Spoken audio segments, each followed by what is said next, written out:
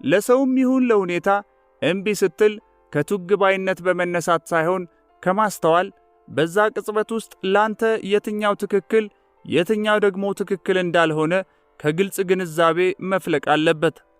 ከቱግ ባይነት የማይመነጭ እምቢ ከፍተኛ ጥራት ያለው እምቢ ከሁሉም አሉታዊነት የጸዳ ሆኖ ተጨማሪ መከራ የማይፈጥር እምቢ ነው። በሥራ ቦታዬ በጣም ደስ በማይል ሁኔታ ውስጥ ነው ያለሁት። ለሁኔታው እጄን ለመስጠት ብሞክርም የማይቻል ሆኖ አግኝቼዋለሁ። በሞከርኩ ቁጥርም ብዙ መቋቋም መምጣቱ ይቀጥላል። እጅህን መስጠት ካልቻልክ አንድ ነገር አድርግ። በግልጽ ተናገር፣ ወይም ሁኔታውን ለመለወጥ እርምጃ ውሰድ፣ ወይም ራስህን ከሁኔታው አርቅ። ለሕይወትህ ኃላፊነት ውሰድ። ውቡንና አንጸባራቂውን ውስጣዊ መሆንህንም ሆነ ዓለምን ባሉታዊነት አትበክል። የፈለገው መልክ ይዞ ይምጣ፣ ለሐዘን በውስጥህ መኖሪያ ስፍራ አትስጠው። ምንም ማድረግ የማትችል ከሆነ ለምሳሌ እስር ቤት ውስጥ ከሆንክ ሁለት አማራጮች ይቀሩሃል። መቋቋም ወይም እጅ መስጠት፣ ባርነት ወይም ከውጫዊ ሁኔታዎች ነፃ መሆን፣ ስቃይ ውስጥ መሆን ወይም ውስጣዊ ሰላም ማግኘት። አለመቋቋምን በውጫዊ ሕይወታችን የምንተገብረው ነው። ለምሳሌ ጥቃትን በኃይል አለመቋቋም፣ ወይስ ውስጣዊ ሕይወታችንን ብቻ ይመለከታል? በቀዳሚነት ሊያሳስብህ የሚገባው ውስጣዊ ሁኔታ ብቻ መሆን አለበት። በእርግጥ ይህ ራሱ ውጫዊ ሕይወትህን፣ ግንኙነቶችህን ወዘተ ይለውጣል። እጅ በመስጠት ግንኙነቶችህ በከፍተኛ ደረጃ ይለወጣሉ። ነውን በጭራሽ መቀበል ካልቻልክ፣ በሌላ አገላለጽ ሌላውን ሰው እንዳለ መቀበል አትችልም ማለት ነው። ትፈርዳለህ፣ ትወቅሳለህ፣ ስም ትሰጣለህ፣ ትጥላለህ ወይም ሰዎችን ለመለወጥ ትጥራለህ። ከዚህም በተጨማሪ አሁንን ለወደፊት ዕቅድህ መሳካት እንደ ማሻገሪያ ድልድይ በተደጋጋሚ ከተጠቀምክባት የምታገኘው ወይም የሚያጋጥምህ ማንኛውም ሰውንም እንደ ውጤት ማስገኛ መሳሪያ ትጠቀምበታለህ።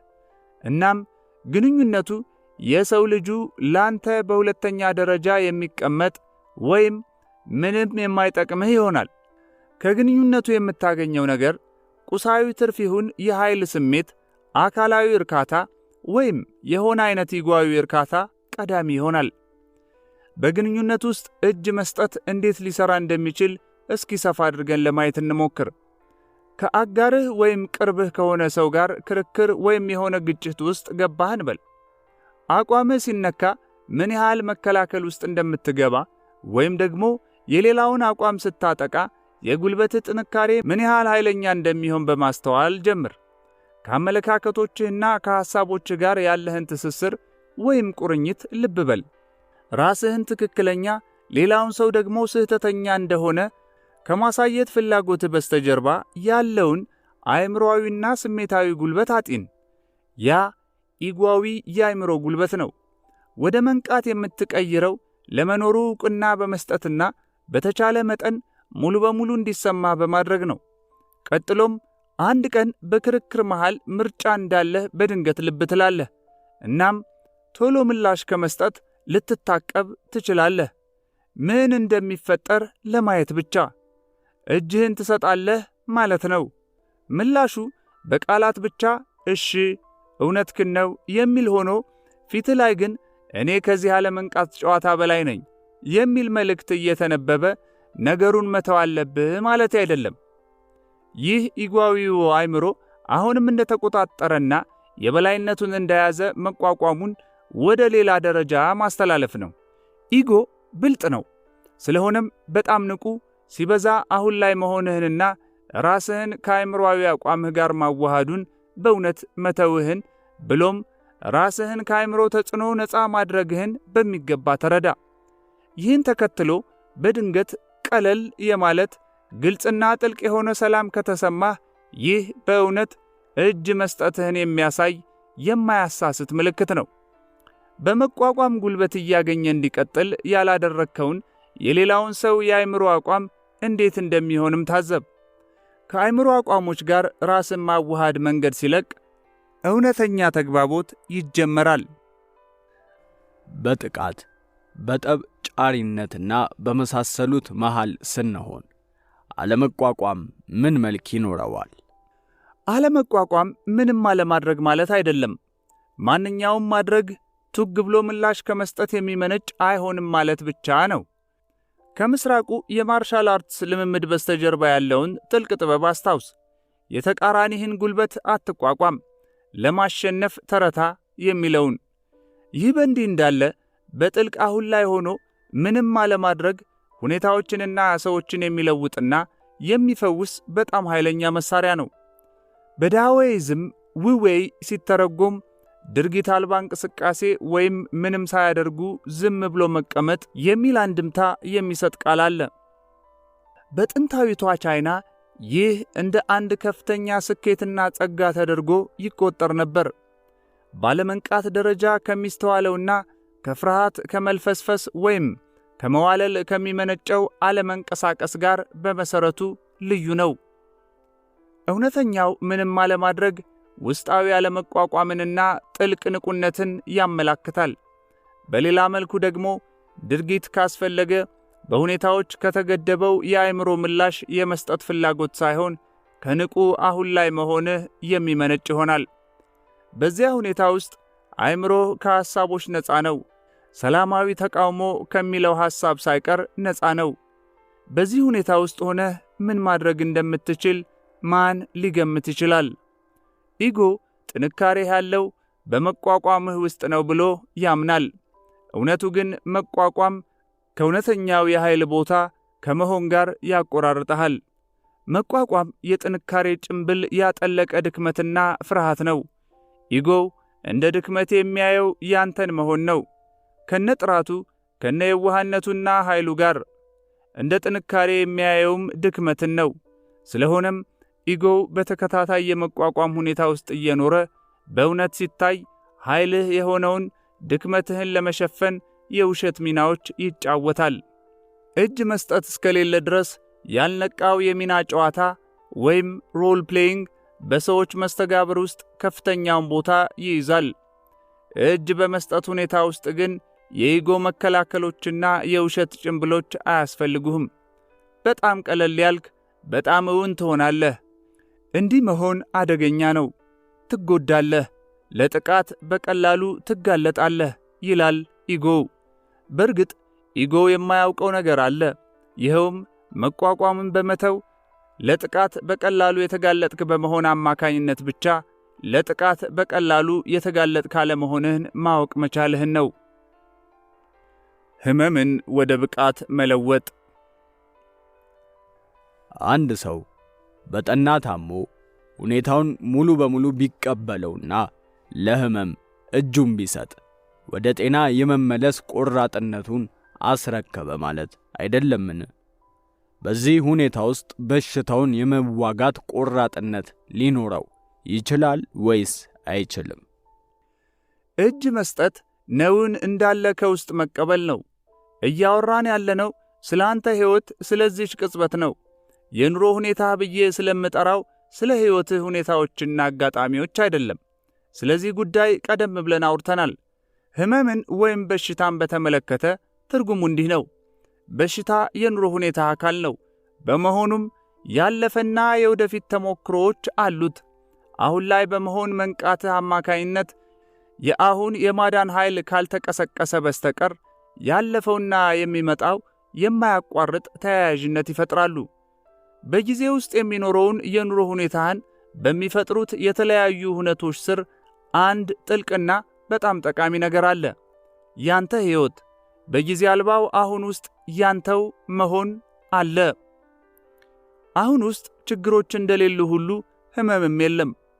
አሁን ላለህበት ሁኔታ አንድ ሌላ ሰው የሚሰጠውን ስያሜ አምኖ መቀበል ጥሩ አይደለም። ምክንያቱም ሁኔታው ባለበት እንዲቆይና አንተ ላይ ሥልጣን እንዲኖረው በማድረግ ጊዜያዊ ሚዛን አለመጠበቅ ለፈጠረው ሁኔታ ጠንካራ እውነታ ይሰጠዋል። እውነታና ጥንካሬ መስጠት ብቻ ሳይሆን ቀድሞ ያልነበረውን በጊዜ ውስጥ ቀጣይነት እንዲኖረው ያደርጋል። ትኩረትን እዚህች ቅጽበት ውስጥ በማድረግና በአእምሮ ስያሜ ከመስጠት በመቆጠብ በሽታን ከነዚህ ወደ አንዱ መቀነስ ይቻላል። ወደ አካላዊ ስቃይ፣ የመድከም ስሜት ወይም ምቾት ማጣት። ለዚያ አሁን ላለው ሁኔታ ለአንዱ ነው እጅህን የምትሰጠው። አሁን በሽታ ለሚለው ሐሳብ አይደለም እጅህን የምትሰጠው። የበሽታው ስቃይ ወይም ምቾት ማጣት ወደ አሁኗ ቅጽበት፣ ወደ ጥልቅ አሁን ላይ የመሆን ሁኔታ በግድ እንዲያስገባህ ፍቀድለት። ለብቃት ተጠቀምበት። እጅ መስጠት ነውን አይለውጥም፣ ቢያንስ በቀጥታ። እጅ መስጠት የሚለውጠው አንተን ነው። አንተ ስትለወጥ መላው ዓለምህ ይለወጣል። ምክንያቱም ዓለም ነጸብራቅ ብቻ ስለሆነች። ስለዚህ ጉዳይ ቀደም ሲል አውርተናል። በመስታወት ራስህን ብታይና የምታየውን ባትወደው በመስታወቱ ውስጥ ያለውን ምስል ካጠቃህ እብድ መሆን አለብህ።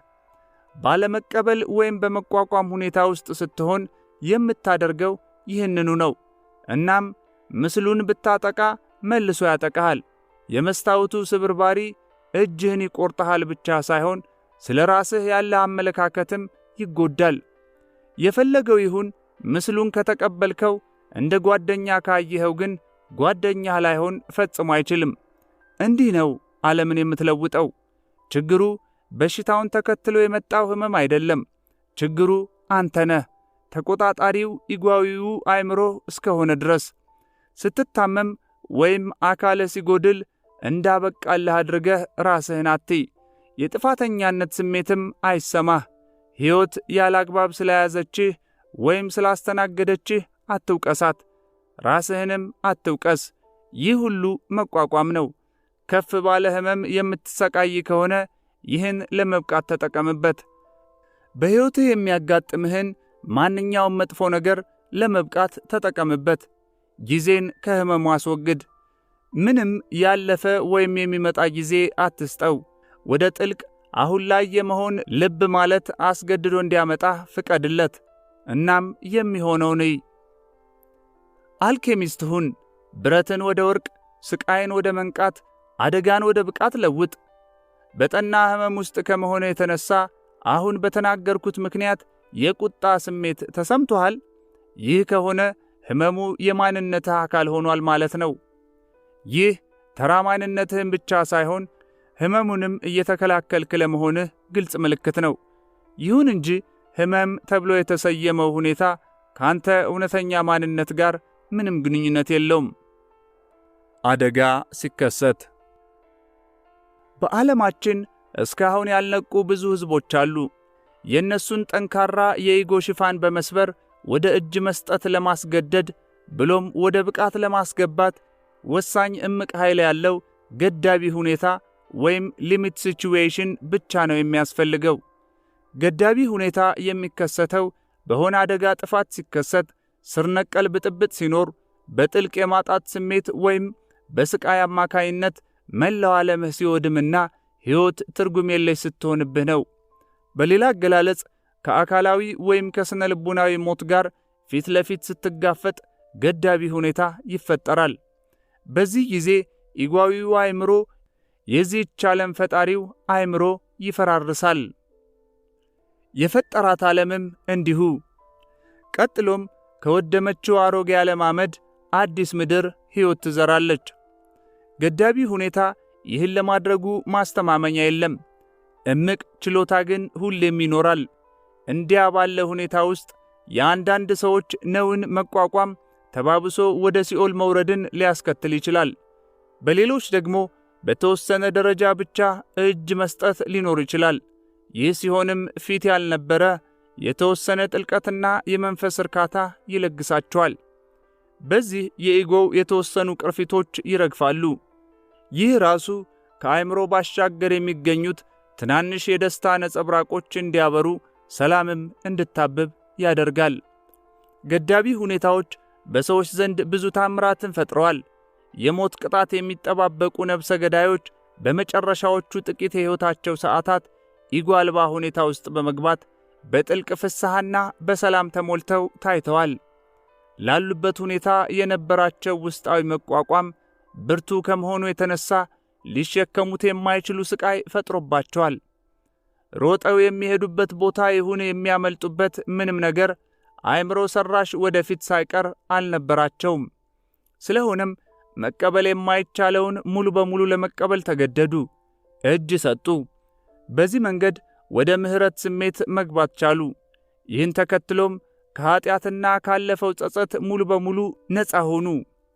የምሕረትን ተአምርና ከኀጢአት መንጻትን እንዲመጣ በር የከፈተው ገዳቢ ሁኔታው አይደለም፣ ይህን ተከትሎ የመጣው እጅ የመስጠቱ ድርጊት እንጂ። ስለዚህ አደጋ ሲከሰት ወይም አንድ ሁኔታ የምር ትክክል ሳይሆን ሲቀር ሕመም፣ የአካል ጉድለት፣ ቤትን ወይም ሀብትን ወይም በህብረተሰብ የተሰጠ ማንነትን ማጣት፣ የቅርብ ግንኙነት መፍረስ፣ የሚወዱት ሰው ሞት ወይም ስቃይ ወይም የራስ ሞት መቃረብ ሲከሰት ለሁኔታው ሌላ ገጽታ እንዳለው ልብ በል። አንተም ከአንድ ማመን ከሚያቀት ነገር በአንድ እርምጃ ርቀት ላይ እንዳለህ እወቅ። የስቃይና የህመም ብረትን ወደ ወርቅ ከሚለውጥ አልኬሚያዊ ሂደት ያ አንድ እርምጃ እጅ መስጠት ተብሎ ይጠራል። በዚህ ሁኔታ ውስጥ ፍጹም ደስተኛ ትሆናለህ ማለት አይደለም፣ አትሆንም። ይሁን እንጂ ፍርሃትና ስቃይ በጣም ጥልቅ ከሆነ ስፍራ ካልተገለጠው ወደሚፈልቁት ውስጣዊ ሰላምና የመንፈስ እርካታ ይለወጣሉ።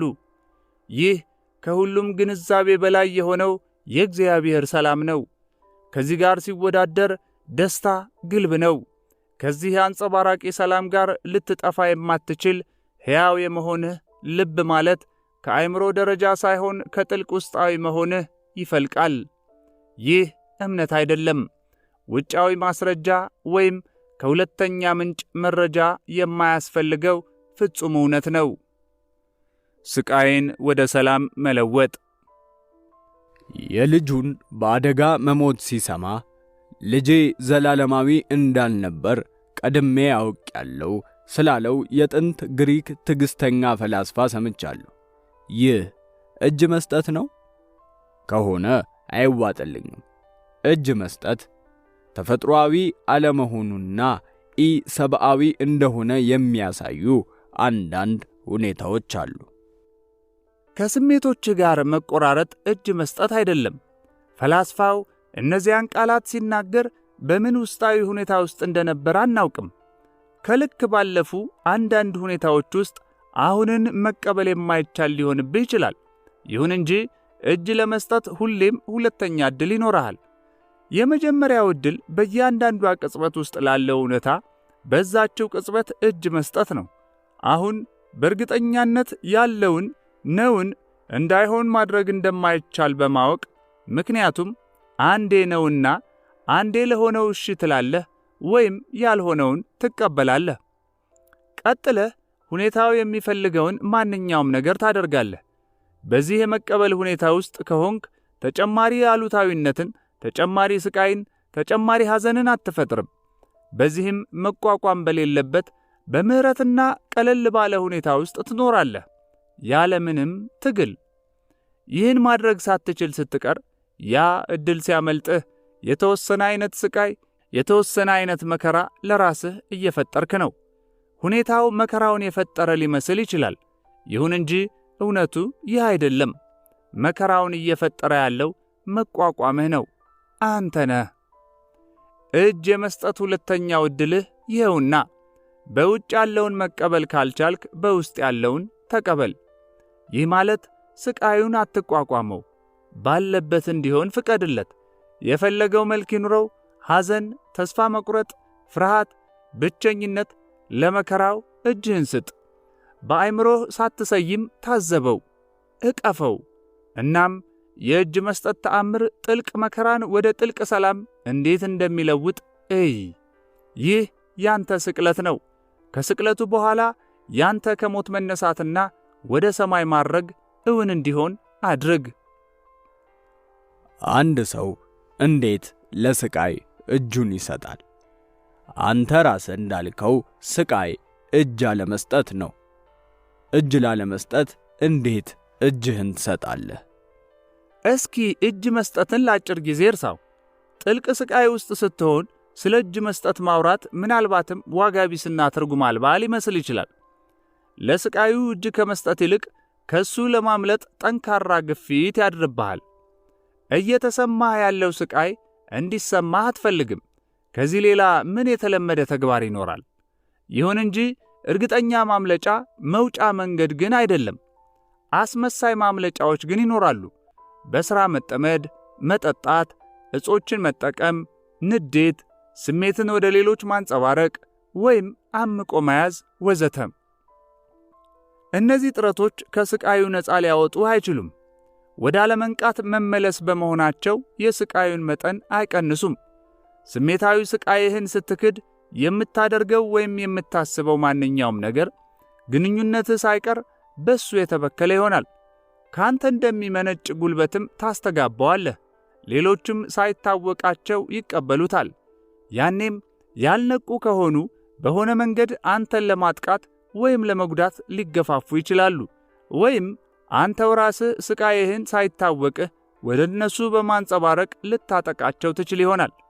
ከውስጣዊ ሁኔታ ጋር የሚመሳሰለውን ማንኛውም ነገር ትስባለህ፣ ለሌሎችም ይፋ ታደርጋለህ።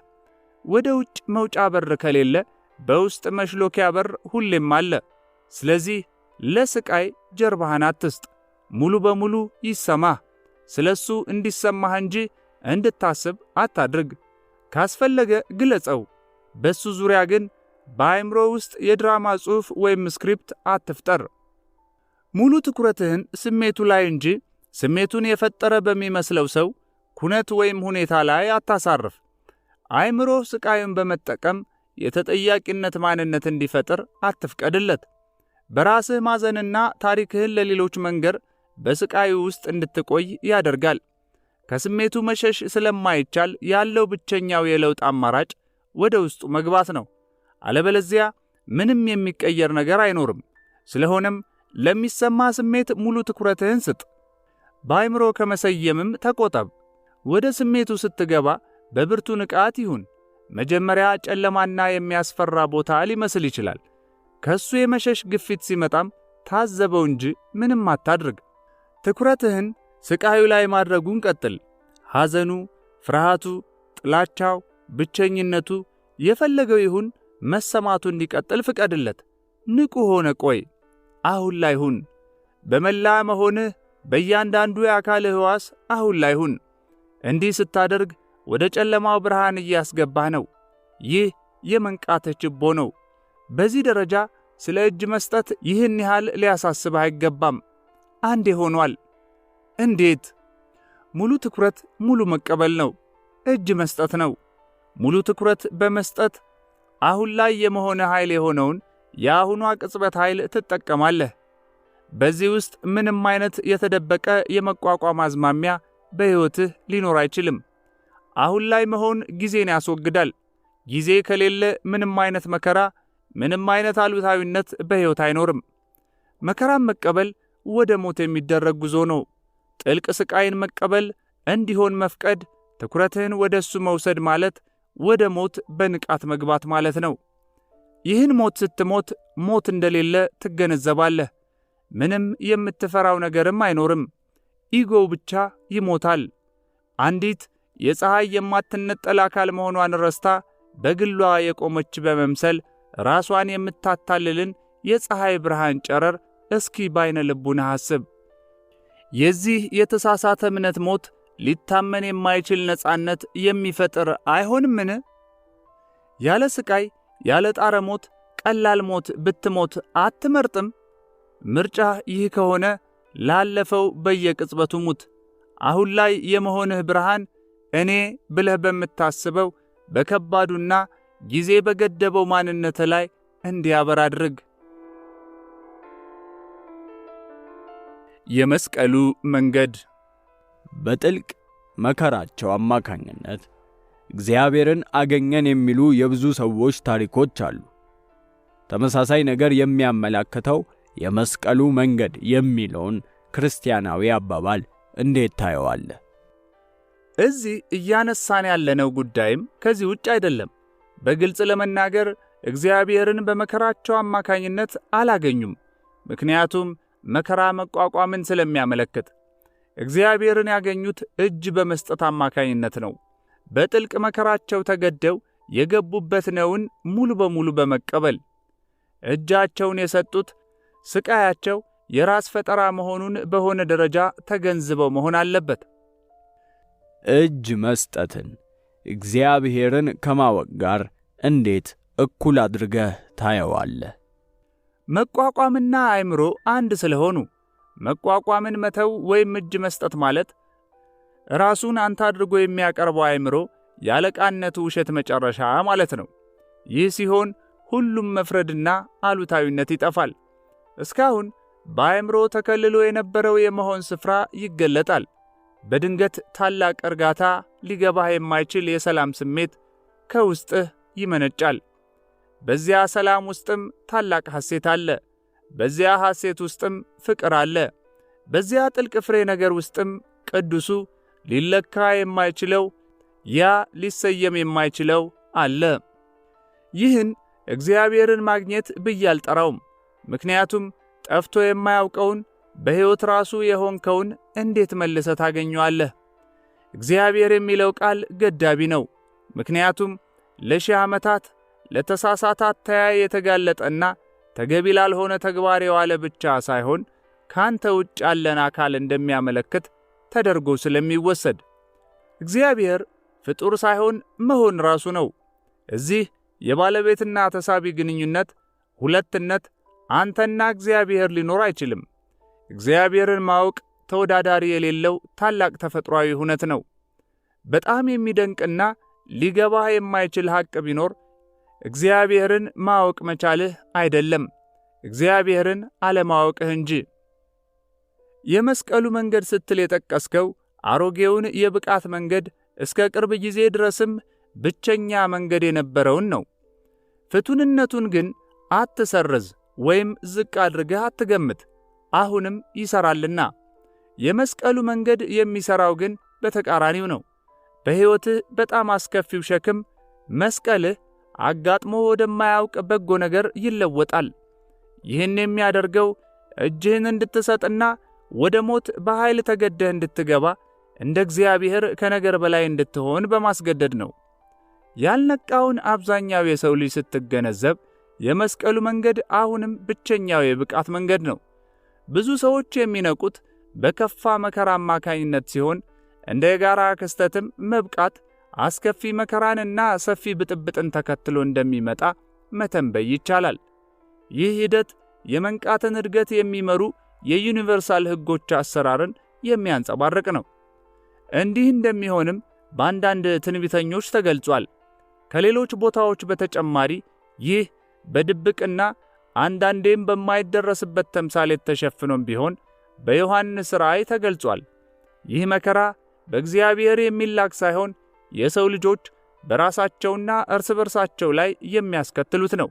ከዚህ በተጨማሪም ሕይወት ያላትና አስተዋይ የሆነችው ዓለም ከሰዎች እብደትና ኃይለኛ ጥቃት ራሷን ለመከላከል በምትወስዳቸው አንዳንድ እርምጃዎች አማካይነትም ሊከሰት ይችላል። ይሁን እንጂ ተጨማሪ መከራ ሳያስፈልጋቸው መብቃትን በበቂ ደረጃ እውን ያደረጉ በሕይወት ያሉና በቁጥርም እያደጉ እየሄዱ ያሉ የሰው ልጆች በአሁኑ ጊዜ በዓለማችን አሉ። አንተም ከነሱ አንዱ ልትሆን ትችላለህ። የመስቀሉ መንገድ ወይም በመከራ አማካኝነት መብቃት ማለት እየተወራጩና እየጮኹ ወደ መንግሥተ ሰማይ ተገደው መግባት ማለት ነው። ስቃዩን መሸከም ስላቃተህ በመጨረሻ እጅህን ትሰጣለህ። ይህ እስኪሆን ድረስ ግን ስቃዩ ለረጅም ጊዜ ሊቀጥል ይችላል። ሆን ብሎ በፈቃደኝነት ብቃትን መምረጥ ማለት ግን ካለፈውና ከሚመጣው ጋር ያለህን ቁርኝት መተውና አሁንን ዋነኛ የሕይወት ትኩረት ማድረግ ማለት ነው። በጊዜ ውስጥ ሳይሆን አሁን ላይ በመሆን ሁኔታ ውስጥ መኖርን መምረጥ ማለት ነው። ለነው እሺ ማለት ነው። በዚህ ሁኔታ ውስጥ ስትሆን ተጨማሪ ስቃይ አትፈልግም። ምንም ተጨማሪ ስቃይ፣ ምንም ተጨማሪ መከራ አልፈልግም ከማለት በፊት ግን ምን ያህል ተጨማሪ ጊዜ የሚያስፈልግህ ይመስልሃል? ያንን ምርጫ ከማድረግ በፊትስ ምን ያህል ተጨማሪ ስቃይ ያስፈልግሃል? ተጨማሪ ጊዜ ያስፈልገኛል ብለህ ካሰብክ ተጨማሪ ጊዜ ታገኛለህ፣ ከእሱ ጋርም ተጨማሪ ስቃይ። ጊዜና ስቃይ የማይነጣጠሉ ናቸውና። የመምረጥ ኃይል።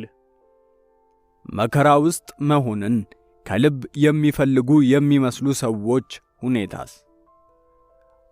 አጋሯ አካላዊ ጥቃት የሚያደርስባት አንዲት ጓደኛ አለች። ቀደም ሲል የነበራት ግንኙነትም ተመሳሳይ ነበር። እንዲህ አይነት ወንዶች ለምን ትመርጣለች? ለምንስ አሁን ከዚህ ሁኔታ ለመውጣት ሳትችል ቀረች? ለምንድን ነው ብዙ ሰዎች ስቃይን የሚመርጡት? መምረጥ የሚለው ቃል ተወዳጅ የአዲሱ ዘመን ፈሊጥ መሆኑን አውቃለሁ። ባነሳኸው አግባብ ግን ሙሉ በሙሉ ትክክል አይደለም። አንድ ሰው በሕይወቱ የማይሰራ ግንኙነትን ወይም ሌላ አይነት አሉታዊ ሁኔታን መረጠ ማለት አሳሳች ነው። ምርጫ ከፍ ያለ የመንቃት ደረጃን ያመላክታል። ያለዚህ ምርጫ የለህም። ምርጫ ራስህን ከአእምሮህና ከተለመዱ ሥርዓቶቹ የለየህ ቅጽበት፣ አሁን ላይ የሆንክ ቅጽበት ይጀምራል። እዚህ ነጥብ ላይ እስክትደርስ ድረስ ግን አልነቃህም። በመንፈሳዊ አነጋገር ይህም ማለት በተለመደው የአእምሮህ መንገድ እንድታስብ፣ እንዲሰማህና እንድትከውን ትገደዳለህ ማለት ነው። ለዚህም ነው ኢየሱስ ይቅር በላቸው የሚያደርጉትን አያውቁምና ያለው።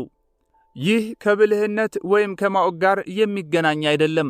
የተለመደው የቃሉን አያውቁም አግባብ ያየን እንደሆነ ሙሉ በሙሉ ያልነቁ፣ በሌላ አነጋገር ከአእምሮአቸው ጋር ራሳቸውን ያዋሃዱ ብዙ ብልህ ወይም አዋቂና የተማሩ ሰዎች ጋር ተገናኝቻለሁ።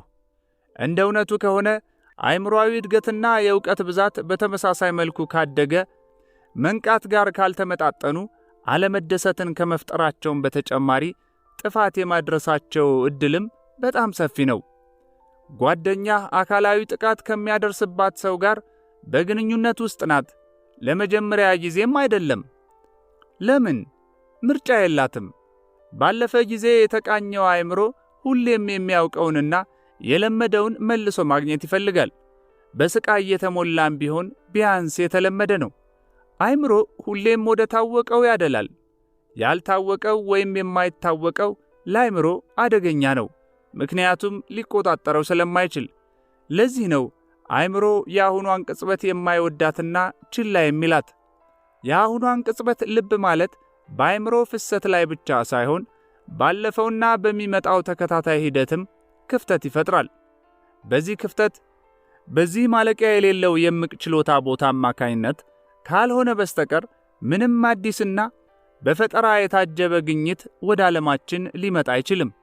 እናም ጓደኛህ ራሷን ከአእምሮዋ ጋር በማዋሃድ የቅርብ ግንኙነትና ጥቃት የማይነጣጠሉ እንደሆኑ ቀደም ሲል የተማረችውን እንደገና በሕይወቷ እየፈጠረች ሊሆን ይችላል። በሌላ መልኩም በሕፃንነቷ የተማረችውንና ራሷን እንደ ዋጋ ቢስና ብሎም መቀጣት እንዳለባት የሚያስገነዝባትን የአእምሮ ሥርዓት እየተወነችም ሊሆን ይችላል።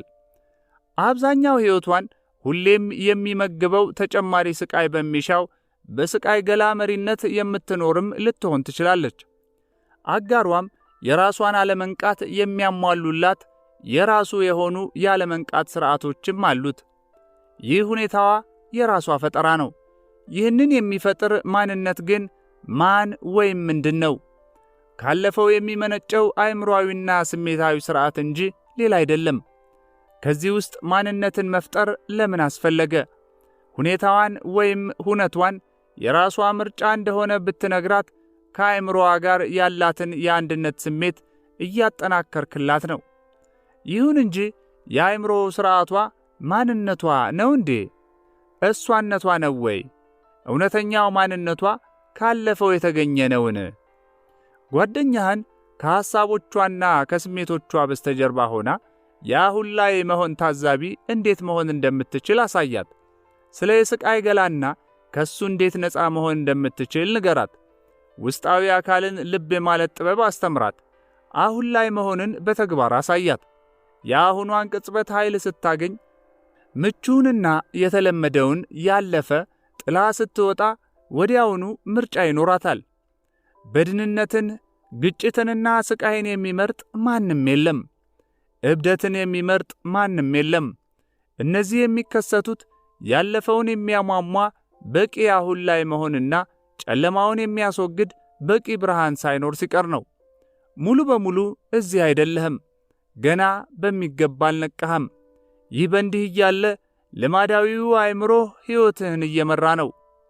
በተመሳሳይ መልኩ ከወላጆቻቸው ጋር ቁርሾ ካላቸው ሰዎች አንዱ ከሆንክ፣ ለምሳሌ አንተ ላይ ስላደረጉት ወይም ላንተ ስላላደረጉት ነገር የተደበቀ ጥላቻ ውስጥ ካለ ከዚህ በተሻለ መልኩ የማድረግ ምርጫ ነበራቸው ብለህ አሁንም ታምናለህ።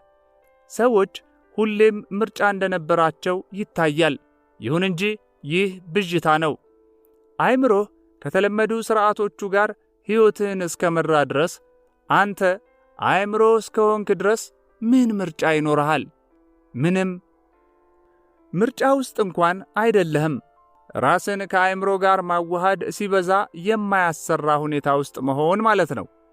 የእብደት ያህል ነው። በተለያየ ደረጃም ቢሆን ማንኛውም ሰው በሚያስብል መልኩ በዚህ ሕመም እየተሰቃየ ነው። ይህንን የተገነዘብክ ቅጽበት ጥላቻ የሚባል ነገር ፈጽሞ አይኖርህም። የሌላን ሰው ሕመም እንዴት ልትጠላ ትችላለህ? ብቸኛና ተገቢ የሆነውን ምላሽ ርኅራኄ ብቻ ታሳያለህ እንጂ። ስለዚህ ይህ ማለት ማንም ሰው ለሚያደርገው ተጠያቂ አይደለም ማለት ነው። በአእምሮህ የምትመራ ከሆነ ምንም እንኳን ምርጫ ባይኖርህም ያለ መንቃትህን ተከትለው በሚከሰቱ ውጤቶች መሰቃየት አይቀርም። ተጨማሪ መከራ መፍጠርህም ይቀጥላል። የፍርሃት፣ የግጭት፣ የችግሮችና የስቃይ ጫናም ትሸከማለህ። በዚህ አማካኝነት የሚፈጠረው ስቃይም ካለመንቃት ሁኔታ ውሎ አድሮ አስገድዶ ያስወጣሃል። ስለ ምርጫ የምታወራው ለይቅርታም የሚሠራ ይመስለኛል። ይቅር ከማለት በፊት ሙሉ በሙሉ የነቃህና እጅ የሰጠ መሆን አለብህ። ይቅር ማለት ለ2000 ዓመታት ሥራ ላይ የቆየ ሐረግ ነው። ይሁን እንጂ ብዙ ሰዎች ምን ማለት እንደሆነ የተወሰነ እይታ ብቻ ነው ያላቸው። የማንነት ስሜትህን ካለፈው የምታገኝ እስከሆነ ድረስ ራስህንም ሆነ ሌሎችን በእውነት ይቅር አትልም። እውነተኛ ይቅር ባይነት የሚኖረው የራስህ ኃይል በሆነው በአሁኗ ቅጽበት ኃይል አማካኝነት ብቻ ነው። ይህ ያለፈውን ኃይለ ቢስ ያደርገዋል።